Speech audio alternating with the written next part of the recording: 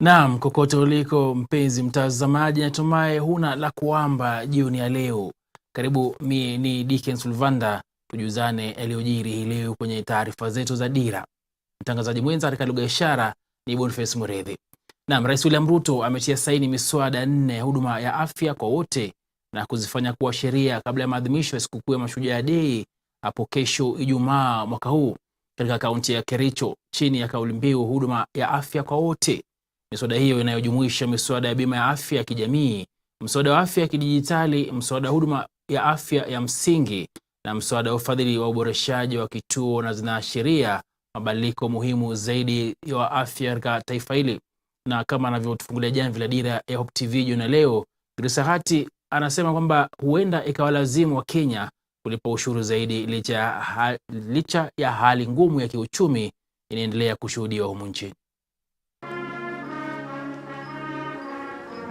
Katika azma ya kuboresha upatikanaji wa huduma za afya kwa wote UHC nchini, Rais William Ruto ametia saini miswada 4 ya UHC kuwa sheria, hatua ambayo huenda ikaongeza mzigo mkubwa kwa walipa ushuru ambao wanakabiliana na gharama ya juu ya maisha. Sheria mpya ya bima ya afya ya jamii ambayo imetiwa saini inaanzisha mamlaka ya afya ya jamii na kuongeza hazina 3 mpya ambazo ni pamoja na huduma ya afya ya msingi inayofadhiliwa na umma na upatikanaji sawa wa huduma bora za afya. Sheria ya afya ya msingi kwa upande mwingine inaangazia huduma za afya za kinga na ukuzaji na kuweka msingi wa utoaji wa huduma ya afya ya msingi kwa ufanisi. Sheria ya ufadhili na uboreshaji wa vituo vya afya nayo inawezesha vituo vya afya vya umma kuwa huru na mbinu zilizounganishwa, huku sheria ya afya kidijitali ikiangazia uboreshaji wa teknolojia katika huduma za afya. Akizungumza katika ikulu ya Nairobi baada ya kutia saini miswada hiyo, Rais William Ruto alitaja hatua hiyo kama kigezo muhimu katika kufanikisha huduma ya afya kwa Wakenya wote. We have reached a pivotal moment in our quest to reshape our healthcare delivery system.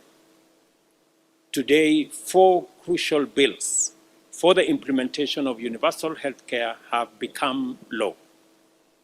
These laws, together with various policies, strategies, and regulations that will be subsequently implemented, including the community health policy and primary health care and health financing strategies, will lay the firm foundation for the biggest change in our healthcare system ever witnessed.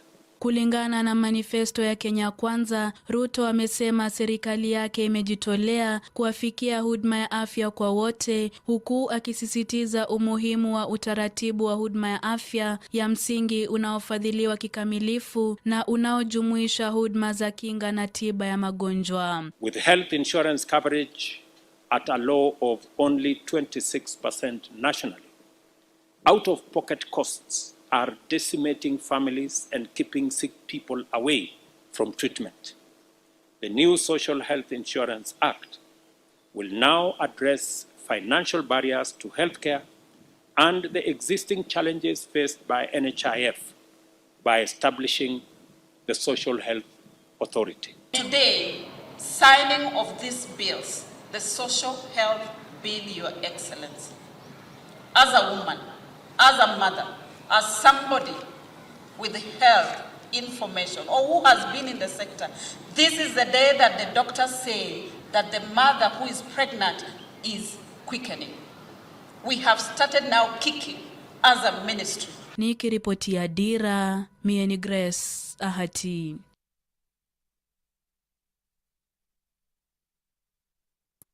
Na mtazamaji, mahakama ya kupambana na ufisadi humu nchini inayosikiliza kesi ya ufisadi ya ujenzi wa mabwawa ya Aror na Kimwarer iliyompotezea mlipa ushuru jumla ya shilingi bilioni 63 imedinda kutupilia mbali kesi hiyo.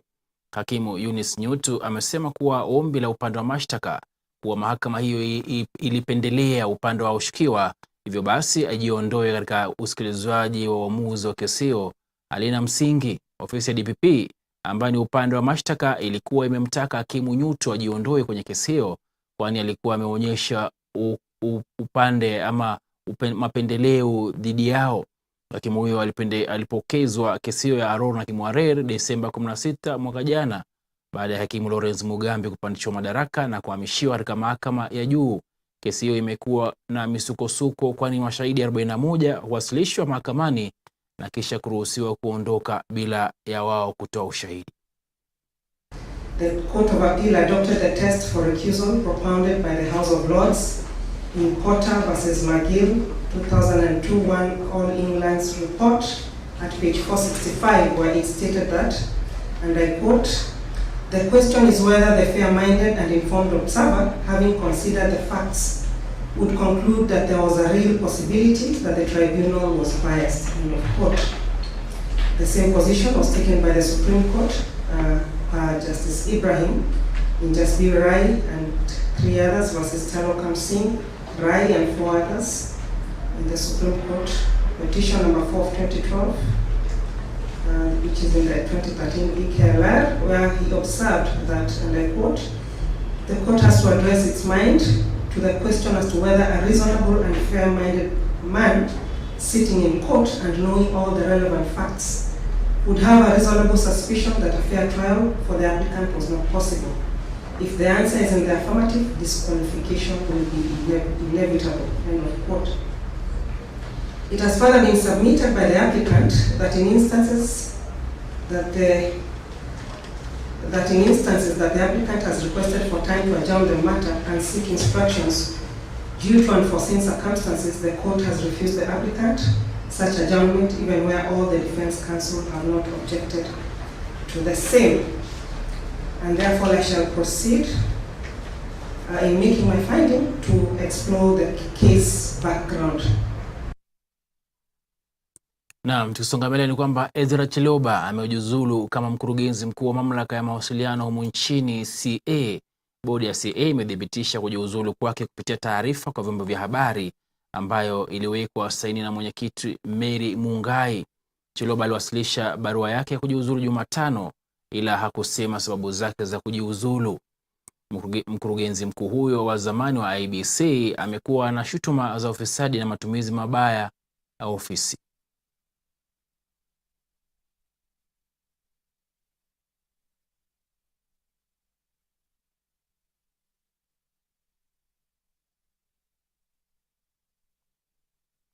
Naam, viongozi wa kisiasa kutoka kaunti za Pwani wameungana kupinga hatua ya serikali ya Kenya Kwanza ya kubinafsisha bandari ya Mombasa. Viongozi hao waliongozwa naye Spika wa Seneti Amason Kingi pamoja na aliyekuwa gavana wa Mombasa Ali Hassan Joho. Wamesema watasimama kidete kwa sauti moja na kukutana na Rais William Ruto ili kuzungumza naye kuhusu swala hilo. Viongozi hao walizungumza na wanahabari jijini Nairobi baada ya mkutano wao ambao umefanyika siku chache tu baada ya gavana wa Mombasa Samad Nasir na viongozi wengine wa Mombasa kupinga hatua ya kubinafsisha bandari hiyo, swala ambalo pia linapingwa vikali na kinara wa upinzani Raila Odinga. That kwa sababu sasa hivi katika kaunti ya Mombasa kuna mazungumzo muhimu yanayogusa bandari ya Mombasa na mazungumzo ya privatization ama concession ya bandari ya Mombasa, bandari ya Lamu, and possibly hata bandari ya Shimoni, and any port that will ever be created in the future in our region. We have decided we will seek audience with the President to engage constructively in a manner that the people of coastal region wawe na msemo katika rasilimali yao. So therefore we will call on all of us, sisi wote, we will look for the President. We have tasked Governor Mvurya, CS Mvurya and CS Asha and Speaker Kingi to reach out to the President so that we can quickly resolve, most importantly for now, the issues that touch on our ports. And then later on, we will have a structured development engagement that touches on the people of the coastal region. Am I clear? Tumeelewana paka hapo? So agenda yetu leo imeisha hapa. But let me assure you, tutaendelea kukutana, tutaendelea kuzungumza. The next engagement, all leaders of the coastal region shall meet in Lamu so that we can fine-tune our agenda for the region, and how we can structurally engage the government of the day. Na obviously baadaye tutaongea mambo mengine ya kisiasa. Na tukisalia pande za pwani ni kwamba siku mbili baada ya wanaume wawili kufariki baada ya kufunikwa ama kufukiwa na mchanga baada ya kuta za shimo walilokuwa wakilichimba kuvunjika eneo la juu ndani ya bunge la Kisauni, Gavana Mombasa Abdulswamad Sharif Nassir amezuru eneo hilo kupeleka rambirambi zake. Gavana huyo ametoa onyo kali kwa wote wanaoendeleza miradi kama hiyo bila idhini ya vyombo na idara husika. Emmanuel Karisa mwenye umri wa miaka 50 na Katana Kahindi mwenye umri wa miaka 28 walifukiwa na kuta za kisima walichokuwa wakichimba mida za saa 7 mchana ila wakakosa waokozi na kisha kufariki shimoni humo kwa zaidi ya masaa 24, huku Samingala aliyejaribu kuokoa akiendelea kupokea matibabu hospitalini.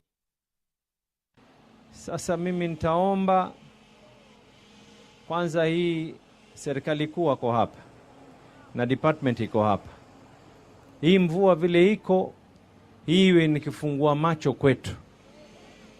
Ni lazima tuhakikishe yoyote anayejenga sasa hivi, hii department ya lands na department ya transport wazunguke kila pahali, watoke ofisi kila moja aoneshe permit yake, ili tuweze kujua usalama wa watu wetu ni namna gani. Na huu muungwana aliyejenga hapa,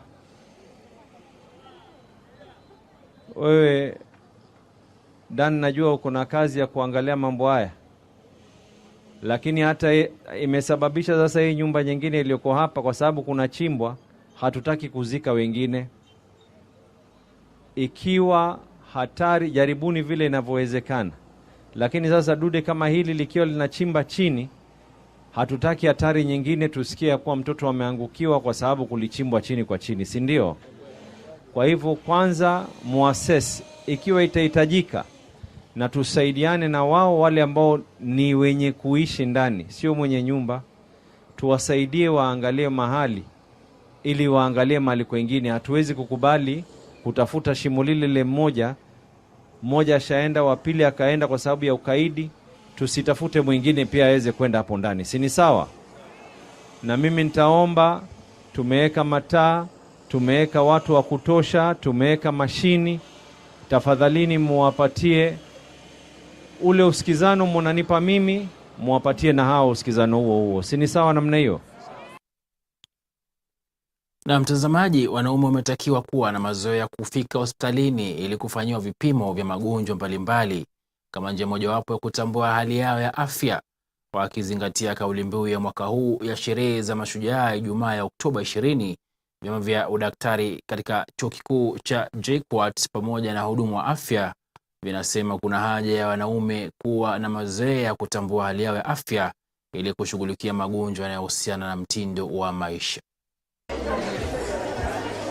Health-seeking behavior in men is not usually good, not only here but all over the country. And one of the things we've done is to encourage men to come for screening. For screening, especially for prostate enlargement, prostate cancer, and even diabetes and hypertension, which are some of the commonest illnesses that might be affecting both men and women. But we are trying to encourage our men to come out. Because prevention is better than cure. So go for screening, know what you have, know whether you're healthy, know whether your eyes are working well, and basically from that you'll be able to gauge your health. I am happy to be here today, and I'm glad we're having free checkup. The thing that I've really loved about this space, where we get to check our different various states of well-being. I have personally interacted with the dental space. And even as we were here, some other people came and approached us. One in point is Rotaract. They said they can team up together and fund future activities together, because what we are doing is also part of their core business. So it looks like it's a good event. The turnout was very good. Actually, it's overwhelming. So in future, we will plan and have proper budgets such that if somebody is seen, let's say dendo, you don't have to be referred to, you can be done the dendo activity here. If it is optics, you can also be given your optics here, because now what we are doing is screening and referring.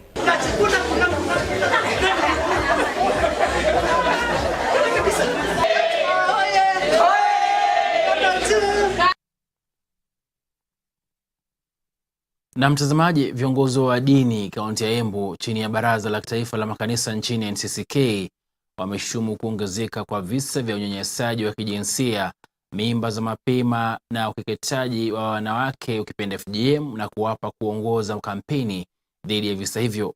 Kulingana na viongozi hao, watu walio katika mazingira magumu, ikiwa ni pamoja na watoto na wanaoishi na ulemavu, wanateseka zaidi wakati wa matukio hayo, wakijumuisha wanaume. Diana na ukina wa taarifa hiyo. Kufuatia kilio cha wakazi wa kaunti ya Embu kuhusu kuongezeka kwa visa vya ukatili wa kijinsia, mimba za utotoni na ukeketaji wa wanawake, viongozi wa kidini kaunti hiyo wameamua kupaza sauti yao na pia kuimarisha ushiriki wao katika kupinga ukatili huu. Akizungumza wakati wa kongamano lililowaleta pamoja viongozi hao katika ukumbi wa kanisa la ACK St Paul Cathedral mjini Embu, naibu mwenyekiti wa NCCK tawi la Embu, Askofu Silvanus Nyaga, alisema wamekubaliana kuwa katika mstari wa mbele katika kuongeza uelewa na utetezi katika maeneo yao ya ibada, na kuongeza kuwa wataweka mipango ya kuwa na mazungumzo na kuelimisha watoto na vijana wanapofunga shule kuhusu elimu ya ngono ili kuepuka kuwa waathirika au wahusika wa uhalifu huu. During the forum, we discussed the role we can play as religious leaders in addressing gender-based violence, in the assurance of conflict. Vulnerable populations, including women, children, and people with disabilities, PWD, suffer the greatest. In our county, men have also been affected.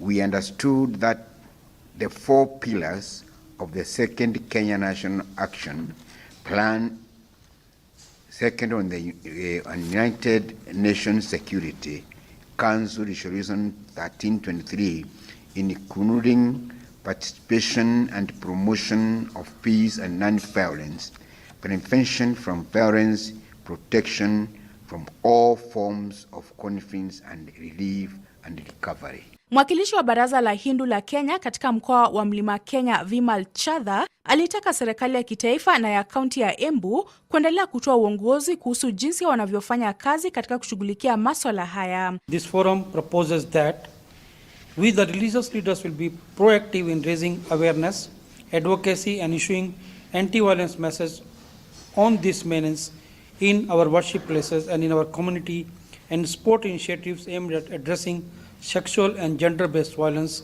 SGBV, teenage pregnancies and FGM. In this regard, we will put in place initiatives to have conversations and educate children, teenagers and youth so they can close schools on proper sexual conduct to avoid falling victims or perpetrators of these occurrences. Afisa wa Baraza Kuu la Waislamu nchini Kenya, SUPKEM, Sheikh Ramadhan Njuguna, naye aliomba idara ya mahakama kuhakikisha wahalifu wa vitendo hivyo wanaadhibiwa vikali. Pia ametoa wito kwa vyombo vya usalama na vituo vya afya kushughulikia kwa haraka kesi za GBV ili kuhakikisha haki inatendeka kwa waathiriwa. They increased the male and youth engagement in the initiatives aimed at addressing GBV, to champion the zero tolerance policy for GBV in all sectors of the county. Proactive responses by the administration and the health facilities to the gender-based violence cases. Alice Diana, Dira ya Hope TV. Polisi katika kaunti hiyo wamewatia mbaroni washukiwa wawili wanaotuhumiwa kuendeleza msururu wa wizi wa transformer za umeme zinazomilikiwa na kampuni ya umeme humu nchini KPLC. Kamishina wa kaunti hiyo Joshua Ungana amesema wawili hao walikamatwa na transformer moja na kwamba angalau zingine 60 zimeibwa au kuharibiwa katika kaunti hiyo, visa ambavyo huendelezwa usiku. Kulingana na kamanda wa polisi Kiambu Paminas Kioi, transformer hiyo iliibwa jijini Riabai. Kati ya 5,000 ile tuko nayo sio kitu rahisi, kwa sababu ukiangalia transformer moja ni karibu ya shilingi milioni 1. So hiyo ni kama milioni 60 tumepoteza, na ambazo ya muhimu zaidi ni ukipoteza moja, ile shida unapitia kwa sababu ya ile umeme unapoteza kwa muda fulani mpaka wakati ule itakuwa replaced. So jana tumekuwa na breakthrough baada ya kupashwa habari through mitandao yetu. Askari wetu wakiongozwa na OCS waliweza kutoka. Wizi ilikuwa inafanyika area nearby, na wakaenda wakakimbisana na wenye hao maroli wakapatikana. Wamekimbishana mpaka sehemu za Limuru huko, na kwa bahati mbaya yule dereva akaenda akaingia kwa hii tunaita panya route. Kuingia kwa panya route akakuta mtaro, lori kaenda ikaingia kwa mtaro. Sasa ikakuwa kuna mahali angekimbilia. Ndio officers wakang'ang'ana mpaka wameweza kukamata mshukiwa mmoja, na pia sasa hivi ile tunaongea iko mwingine tumekamata ambaye analetwa. Kwa hivyo kwa hii mambo ya wizi ya stima tuko na washukiwa wawili sasa, na mimi nataka kuwapea onyo, kuambia kwamba Kiambu tuko chonjo na tutakubali kamwe hii wizi iendelee. Mmesikia kwamba wameweza kuiba transformers kama 60, na hiyo ni loss kubwa sana. Hiyo ni ile tunaita economic sabotage, na mimi nawaahidi kwamba tuko nao hana kwa hana. Naam, ikiwa ni njia mojawapo ya kudhibiti mmomonyoko wa udongo wakati wa mvua za El Nino, wakulima katika kaunti ya Bungoma wamehimizwa kuchimba mitaro katika mashamba yao ili kukabili changamoto hiyo. Mashirika ya Solid Arid na Cereal Growers Association yanayoangazia kilimo cha mahindi kwa ushirikiano na serikali ya kaunti ya Bungoma yamewataka wakulima eneo hilo kutilia maanani namna ya kukabili athari za mvua El Nino, wakati ambapo wenzao katika maeneo bunge ya Bumula, Mlima Elgon na Kimilili wakipokea mafunzo kutoka kwa mashirika haya. Tunajaribu kufunza wakulima wetu kujiandaa kwa kutengeneza mitaro kwa mashamba yao, kwa sababu tunajua mvua ni chanzo cha kukua na mmomonyoko wa udongo kwa mashamba yetu. So ni vizuri wakulima wajiandae kwa kutengeneza mitaro kwa mashamba yao ili waweze kuzuia maji mengi ambayo ni ya mvua kuenda na udongo wao kwa shamba. As an organization, we have partnered with Solidaridad in supporting the smallholder farmer in the maize value chain, and of course we know the challenges the farmers are facing in producing, so we are coming in to fill the gap in supporting farmers to produce optimally per unit area. And of course we have partnered with the county government in providing extension services and complementing the services that the county is offering to our farmers. Hawa wakulima tunatarajia ya kuwa wakitoka hapa wanaenda kufundisha wakulima katika vikundi vyao. Kila mkulima mwenye wako hapa ako kwa kikundi fulani, na hizi siku mbili tunataka hawa wakulima wajue zaidi kuhusu uzalishaji kwa mahindi. Na zaidi ya yote ni kwamba tuhimize pia vijana wasitegemee tu kazi ya kutafuta kwa maofisi, bali waone ya kwamba hata kuna opportunity pale mahali walipo. Iwapo ana shamba hata kama ni nusu eka, ajaribu kilimo cha mahindi na alime kilimo bora ili aone ya kwamba kinampatia fedha. Na pia tuwaelimisha wakulima kwamba katika hali ya mabadiliko ya hali ya anga isiwe kizuizi cha kuishi, bali waone ya kwamba kuna miradi ambayo wanaweza kufanya na waone ya kwamba maisha yao yanaendelea. Wakipanda hayo mahindi wasitumie madawa iharibu mashamba, watumie mbinu ambazo zinaweza tengeneza hifadhi udongo, na sikifadhi udongo madini iendelee kukua kwa mashamba yetu. Naam, so dakta kabisa mpenzi mtazamaji, taarifa hiyo ya Bungoma kuhusu ukulima na masuala ya El Nino yatufungia awamu ya kwanza taarifa zetu za Dira TV jioni ya leo. Tuelekee mapumziko mafupi, tukirejea basi tutakuwa tukutana Mizani. Usiende mbali.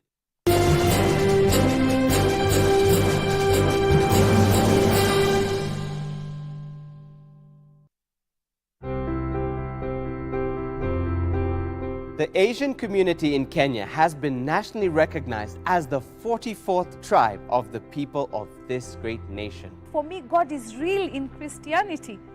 I talk to Him, He talks to me. I fail, He forgives me. When I first read the first book of Genesis, it gave me an orderly sense of accounts of creation. Day 1 is what he does. Day 2, he creates this. Day 3. Every third Thursday of the month, we bring you Asia Testify, where we will be listening to life-transforming stories of Asian believers who have walked with the Lord. Only here on Hope TV. Look and live. Thank you for watching Hope TV, the station where you look and live. For feedback regarding our programming, you can WhatsApp us through 0708 222 323, SMS 22232, website www.hopemediakenya.org, or scan the QR code below.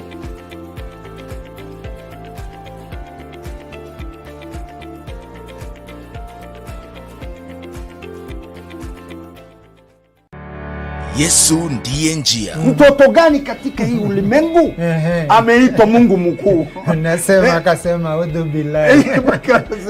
Hata leo usisema udhu billahi, tafadhali usikize. Yesu ndiye njia. Uchambuzi wa masuala tata katika Biblia na vitabu vingine vya kidini. We don't believe that Christ was crucified. Christ was taken right to heaven by 4 angels, 4 archangels. Kama Muhammad ndiye alikuwa wa kwanza kuleta dini ya Kiislamu, na alikuja after Jesus, sasa inawezekanaje Ibrahimu awe Muislamu, Musa awe Muislamu? Yesu ndiye njia. Jadala wa moja kwa moja kati ya walimu wa Kikristo na dini zingine. Wanasema Mwenyezi Mungu ana mtoto. Jambo hilo wanasema limeleta jambo ambalo linachukiza. Siri ya Mungu ambaye Mungu amejidhihirisha katika mili. Hii yote ni ukafiri. Mmefanya makosa makubwa sana kusema kwamba Isa ibn Maryam ni Mungu wa pili na Allah ambaye ameumba mbingu na ardhi mkasema ni Mungu wa tatu. Yesu ndiye njia. Jumamosi kuanzia saa 1:30 jioni kwenye runinga uipendayo ya Hope TV.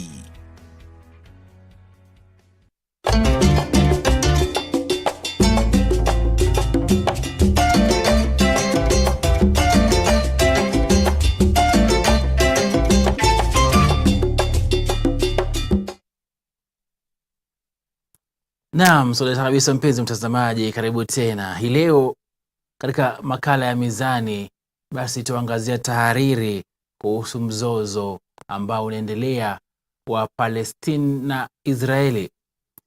Ni mashambulizi yasiyokuwa na kipimo ambayo yameendelea kati ya Israeli na Palestina kwa muda sasa.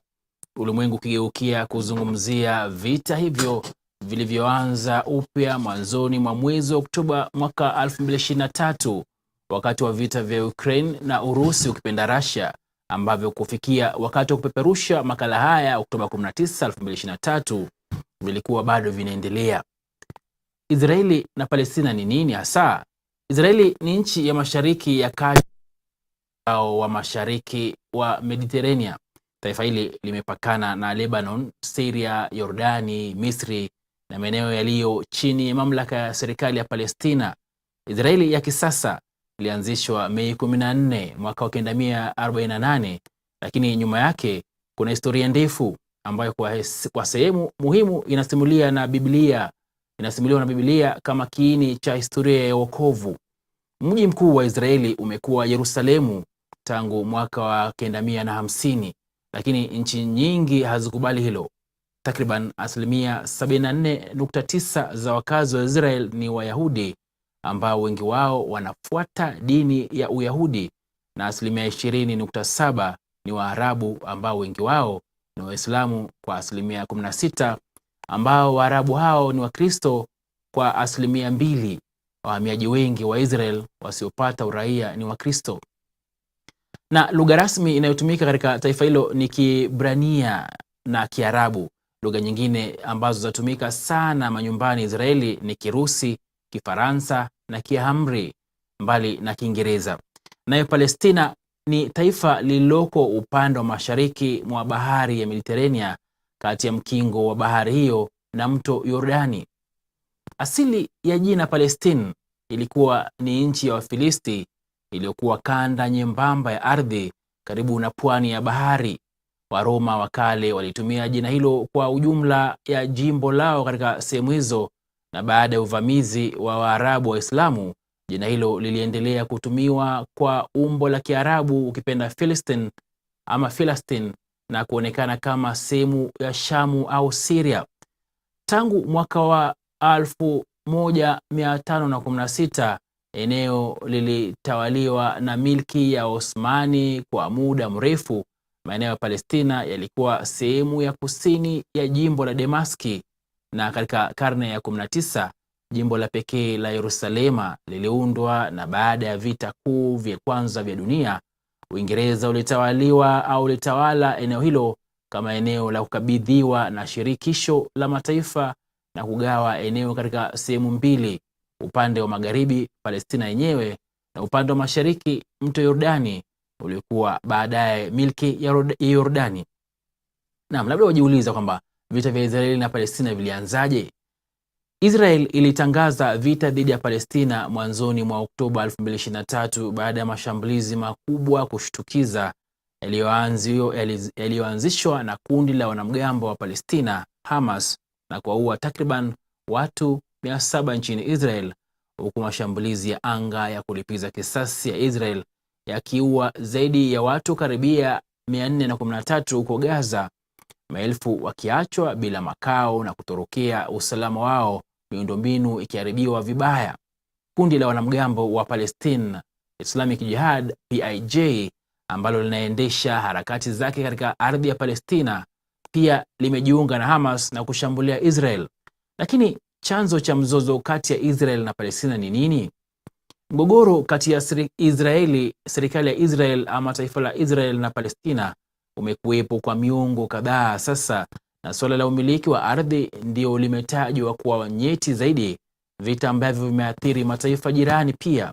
Ugomvi wao ulianza katika karne ya 20 baina ya wakazi wa Yahudi na Waarabu wa maeneo ambayo leo hii yako chini ya Israeli na mamlaka ya kitaifa ya Palestina.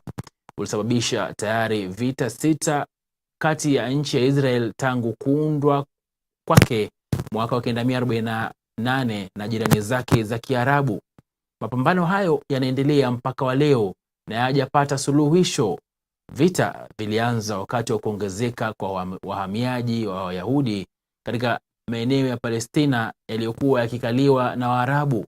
Kadhalika, kuzinduliwa kwa dola ya Israel kulisababisha vita ya kwanza baina ya Israeli na mataifa jirani zake, ambao wengi ni mataifa ya Waarabu. Waliona hatua hiyo kuwa iliwadhalilisha, hivyo pia kuwa chanzo cha mgogoro ama mgongano kati ya Israeli na nchi za Waarabu kwa ujumla.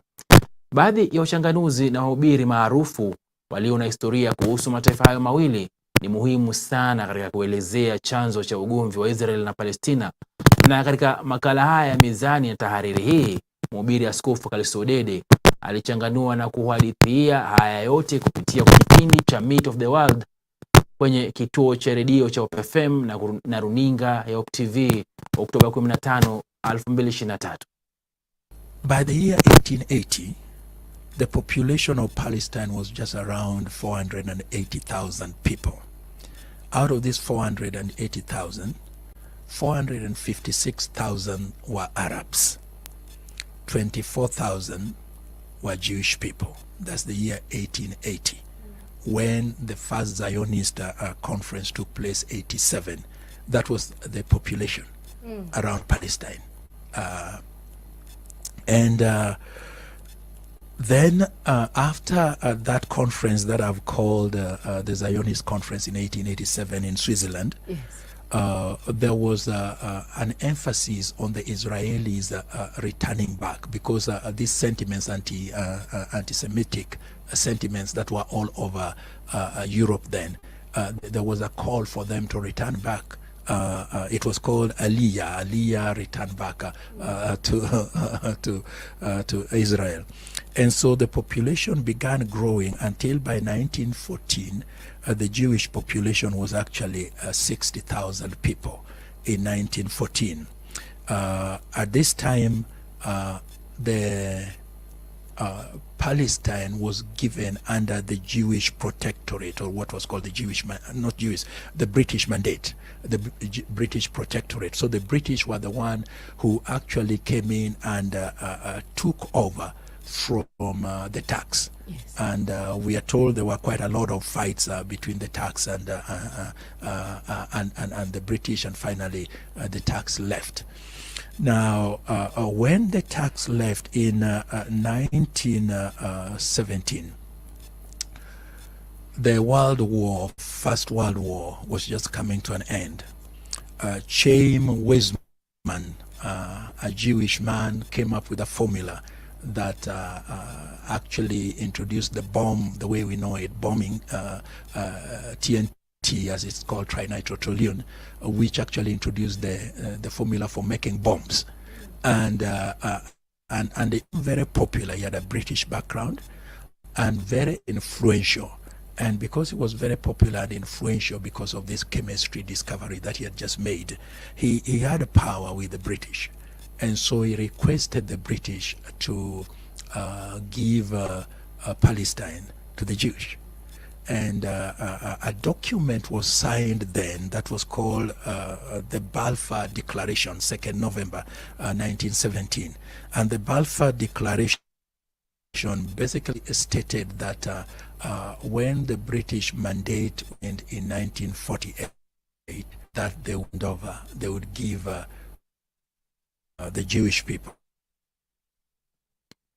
Na mapambano kati ya Israeli na Palestina si ya kijeshi tu, bali yanahusisha siasa na pia dini.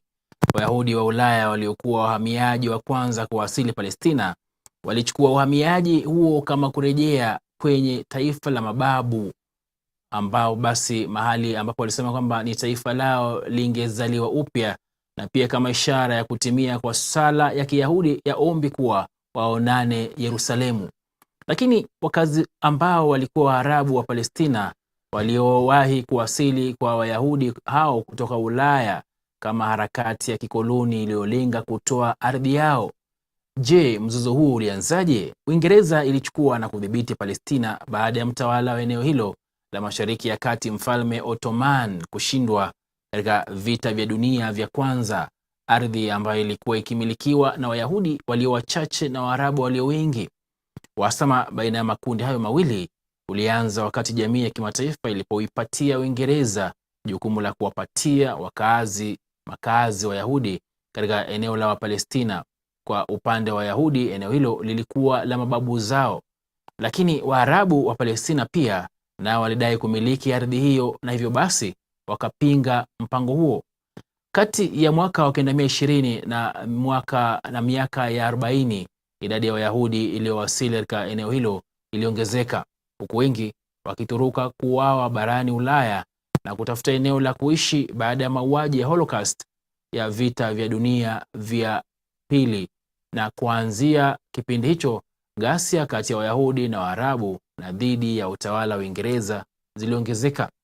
Mwaka 1947, Umoja wa Mataifa ulipiga kura kwa Palestina kugawanywa kati ya mataifa ya Wayahudi na Palestina, huku mji wa Yerusalema ukiwa mji wa kimataifa, mpango ambao ulikubaliwa na Wayahudi ili ukakataliwa na Waarabu, hivyo basi wakatupiliwa mbali. Na basi mwaka wa 1984, baada ya kushindwa kutatua mzozo huo, watawala wa Uingereza waliondoka na viongozi wa Kiyahudi wakatangaza kuwa kutaanzishwa kwa taifa la Israel, pendekezo ambalo Wapalestina wengi walipinga, ili likaanzisha vita. Wanajeshi kutoka mataifa jirani ya Kiarabu waliingilia vita hivyo kusaidia Palestina. Mamia ya maelfu ya raia wa Kipalestina walitoroka ama kulazimishwa kutoka katika makazi yao kwa kile walichokiita Al-Nakba au janga la wakati vita vilipoisha mwaka uliofuata. Israel ilikuwa imejinyakulia na kudhibiti eneo kubwa. Mataifa jirani kama Jordan nayo iliteka ardhi iliyojulikana baadaye kama West Bank, huku Misri ikijinyakulia eneo la Gaza. Yerusalemu iligawanywa kati ya wanajeshi wa Israel waliopo magharibi na wanajeshi wa Jordan upande wa mashariki, na kwa kuwa hawakukuwepo kwa mkataba wa amani, kila upande ulilaumu mwingine, ili likichochea zaidi vita kwa miongo kadhaa na kusababisha wakimbizi kuongezeka. Na kwa ajili ya hiyo basi, wakimbizi wengi wa Palestina wanaishi katika eneo la Gaza na West Bank pamoja na mataifa jirani ya Jordan, Syria na Lebanon. Wao na wajukuu wao hawakuruhusiwa na Israel kurudi katika makazi yao kwa tuhuma kuwa hatua hiyo itaizidisha ama itaisababishia taifa hilo na kutishia uwepo wake kama taifa la Wayahudi. Israel bado inasalia kulidhibiti eneo la West Bank, na ijapokuwa iliondoka katika ukanda wa Gaza, Umoja wa Mataifa unalitambua eneo hilo kama eneo lililotekwa. Inadai kumiliki Jerusalem kama mji mkuu wake, huku Palestina ikidai kuwa Jerusalem ya Mashariki ndio itakayokuwa mji wake mkuu wa taifa lijalo la Kipalestina, na ni Marekani pekee inayotambua kwamba Jerusalem ni eneo la Israel. Katika kipindi cha miaka 50 iliyopita, Israel imekuwa ikijenga makazi yake katika maeneo hayo ambapo takriban raia 600,000 wa Kiyahudi wanaishi, nayo Palestina inasema kuwa makazi hayo ni haramu na kinyume cha sheria ya kimataifa na ni kikwazo cha kuleta amani, lakini Israel imekana hilo. The number of Jewish people who are living in Palestine continue to increase as a result of this aliyah call, a call for return. Come back home. Continue to increase, come back home from Russia, from the Ukraine, from Europe, come back home from America, and groups started coming back, and their population growing slowly by slowly, and then between them and the Arabs, because the British has promised the Arabs to give them the land. The British has promised the Jewish people to give them the land. So the matter was taken to the UN for deliberation and discussion. Yes. And the UN discussed this, and in 1947, the UN came up with a plan and a proposal. The proposal was that the land would be subdivided into 2 states. Jerusalem, Jewish people would be given 52% of the land, and the Arabs would be given 8% of the land. And the 52% of the land would actually consist of a population of 497,000 Arabs and 498,000 Jewish people living in this 52% of the land. Yes. And the 48% of the land would consist of 725,000 Arabs and 10,000 Jewish people who would live in the Arab region. And then because there was a great contention on Jerusalem, no one could agree on where it would go. Yes. There was an agreement that Jerusalem would remain an international zone, given oversight to by an international zone. It would neither belong to the Jewish land, Jewish state, nor to the Palestinian state. Yes. So this was agreed on, was passed. The Jewish people accepted the plan. The Palestinian Arabs rejected the plan. And so 1948 is coming. It arrives. The British protectorate or mandate is over. And the night the British protectorate is over, Chaim Weizmann, the same one that I had mentioned before, raised up the flag of Israel in Palestine and declared Israel as a state in 1948. Israel became a state. Yes. He did not wait for any more discussion. No. Just went ahead and raised up the flag. And when that happened, the neighboring Arab countries, Jordan, Syria, Egypt, Lebanon, and Iraq, actually attacked Israel. But it seemed the Israelis had been thinking about this beforehand. Yes. They had prepared, they had set up a military force, and incidentally, they were able to push these forces that were attacking them, so that by the end of that war in 1948, they had 77% of the land.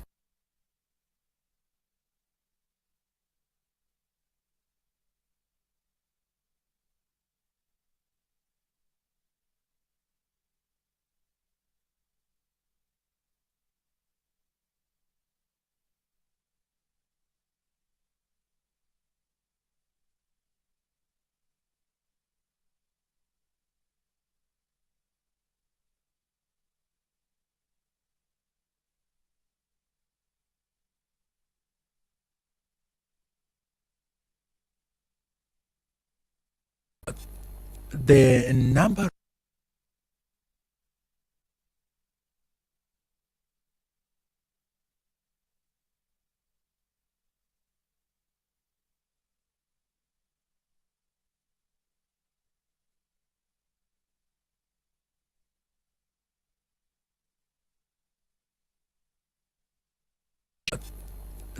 number of Jewish people who are living in Palestine continue to increase as a result of this aliyah call, a return, a call for return. Come back home. Come back home. Continue to increase, come back home from Russia, from the Ukraine, from Europe, come back home from America, and groups started coming back, and their population growing slowly by slowly, and then between them and the Arabs, because the British has promised the Arabs to give them the land.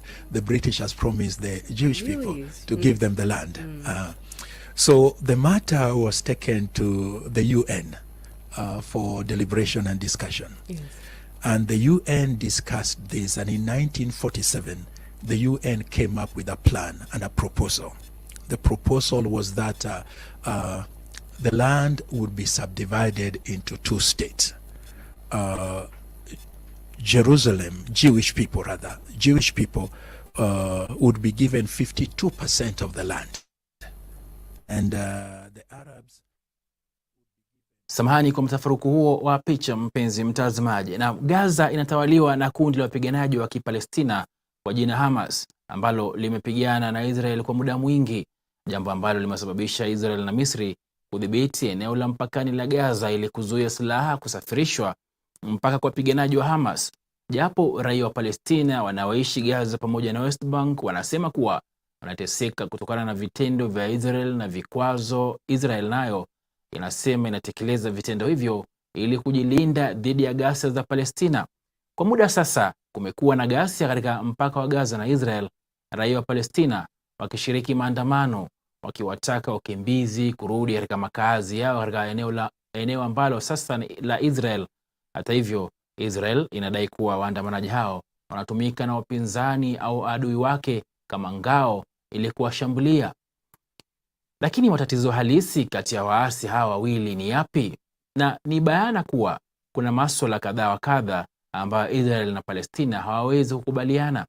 Masuala hayo yanashirikisha maswali kama vile ni nini hatima ya wakimbizi wa Palestina, iwapo makazi ya Wayahudi ya West Bank yanafaa kuondolewa au la, na iwapo wawili hao wanafaa kutumia mji wa Jerusalem kwa pamoja, na jengine kubwa zaidi ni kuwa iwapo taifa la Palestina linafaa kutengezwa pamoja na lile la Israel. Licha ya kuwa mazungumzo ya amani yamekuwa yakifanyika kwa zaidi ya miaka 25 sasa, hakuna suluhu iliyopatikana kuhusu jinsi ya kutokomeza mzozo huo. Japo Marekani inatetea Israel na kuitaka iendelee kujilinda dhidi ya wavamizi wa Palestina, taifa hilo linaandaa mpango mpya wa amani ambao imeutaja kuwa mpango mzuri wa karne hii.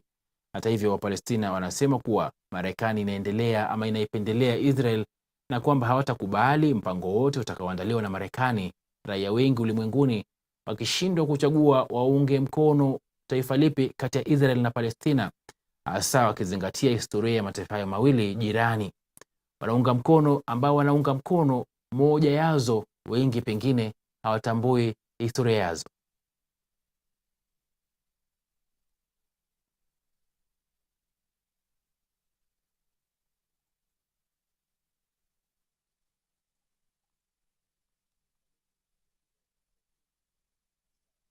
We find people who are into Zionism supporting Israel even when they are playing apartheid, even when they are committing war crimes and atrocities.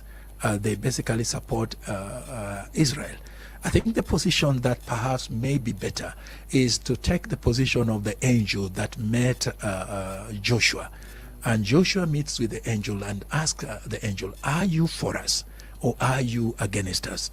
And the angel's response is, "Neither, but I'm for the cause of the Lord." Yeah. The better option is to ask the question, what would be God's stand in this place, in this position?